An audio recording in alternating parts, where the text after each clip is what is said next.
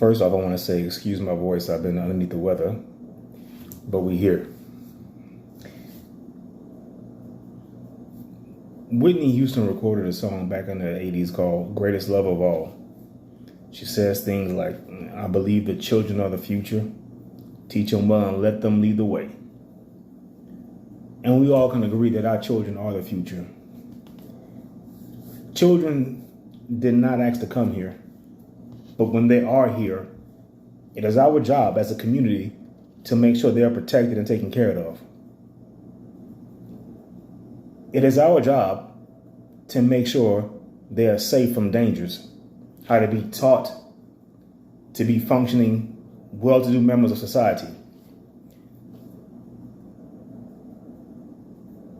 And unfortunately, at times, the threat can come from within the home. You know, like the horror movie when, the killer makes the phone call and the cops find out that the call is coming from within the house. Yeah. If anybody knows Jess has a soft spot for the special needs, the elderly, and babies. So whenever I see something happen to those three groups of people, I take it personal, as if though I know that individual personally.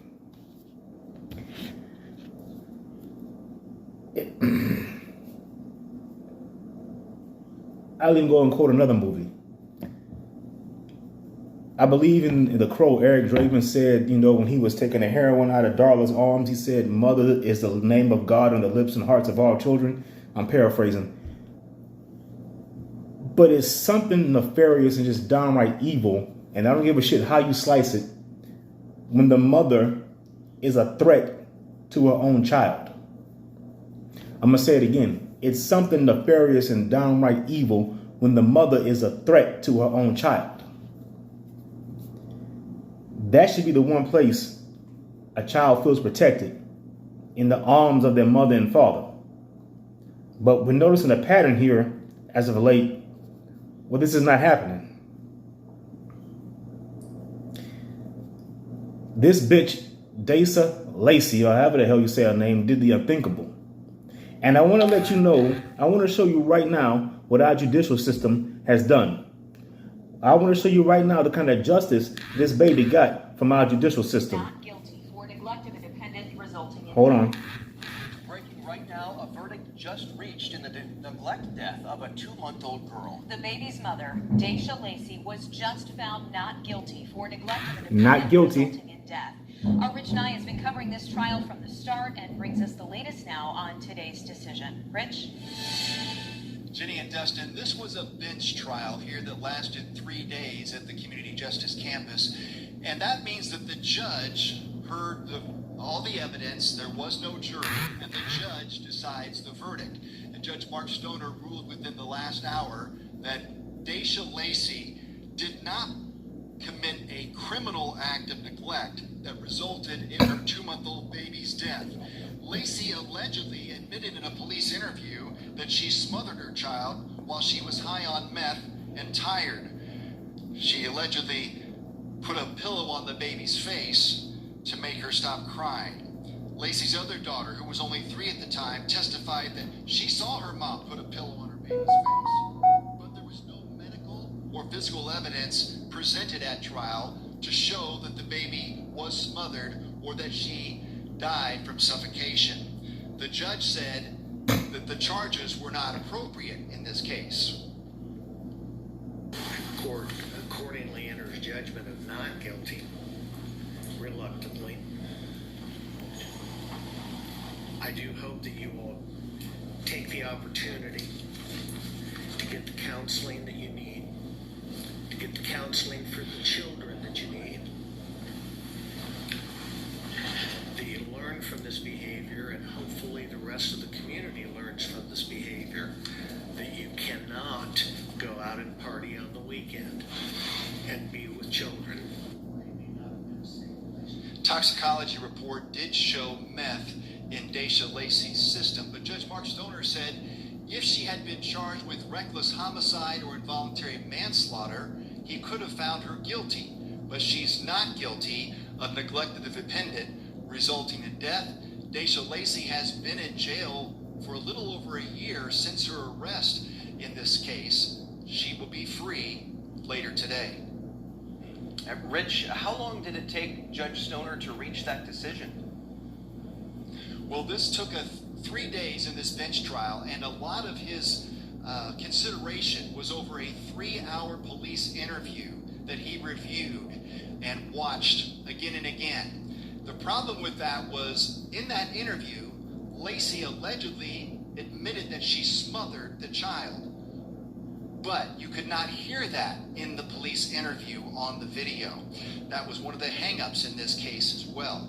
Judge Stoner took a lot of time to review that video, but ultimately, after hearing closing arguments, he came back in 15 minutes with that verdict this afternoon. All right, Rich Nye, live downtown Indianapolis for us. Thank you. Where's the justice for this baby? She has more than one child. The older baby, 2 at the time, saw her mama smother the 2-month-old because the 2-month-old wouldn't stop crying. Hey, I guess these bitches gonna have an abortion one way or another, right? This is what we doing? Where's Black Lives Matter in all this? Where are all my black feminists in all this? Oh, that's right. I guess it's different when the perpetrator looks like you. That's when it's okay. That's when it's swept underneath the rug. And I don't want to hear shit about postpartum depression or mental illness and none of that shit. That's a scapegoat for people to do whatever the fuck they want to do. I mean, I'm not a doctor. I don't have a vagina. I can't diagnose anybody. But I want somebody to come on this comment section right now and justify this. Where's this baby's goddamn daddy at? And to you fellas out there, stop just trying to clap cheeks for the sake of clapping cheeks and watch where you put your seed. Because I can only imagine what this baby's father has to hear. That his baby is no longer here because his junky baby mama wanted the baby to stop crying. And you know what? This kind of reminds me of something. You know, a lot of the times you hear the hashtag protect black women or black women unprotected. I'm calling bullshit on that. What was it, about 9 months to a year ago? 2 black women lied and said they were assaulted and kidnapped and generated thousands of dollars from the public and didn't even face any consequences by it. One of them did it twice. Not a single word was uttered. This baby lost her life and it's been crickets. But you worried about allegedly who did he put the pickle in. If anything, we're protecting black women from accountability. Yeah, I said it. I told you. I take this stuff personally. It took the judge 3 days to reach a verdict from watching a singular 3-hour police interview. What part of the game is that? We've seen people get sent up the river for dime bags. This monster gets to walk away scot-free after she suffocated her 2-month-old baby. No one's even saying that she's going to maintain custody of the rest of her children. What's going to happen from here on out? And for all you women that may say you don't know, she could be going through depression, the baby's 2 months old, maybe drugs is how she coped, stop judging. If you're going to do that, then maybe women should be put underneath the conservatorship of the man that she had the baby with or the state for a full year. 6 months in a hospital after having the baby and then 6 months at home to see how she can deal with the baby. If we're going to do that route, maybe women should be watched and monitored 24/7 underneath somebody's conservatorship until they can get it right. And I know I'm going to piss a lot of people off with this, but I don't care. That 2-month-old child, that baby, probably barely able to hold her head up, had just had her life snuffed out of there because her junkie mother couldn't take the idea that the child was crying. If you don't like that, goddamn it, stop taking the cream pie. You got 3 holes on your body. She chose that one. Cancel me now if you want to, but it is what it is.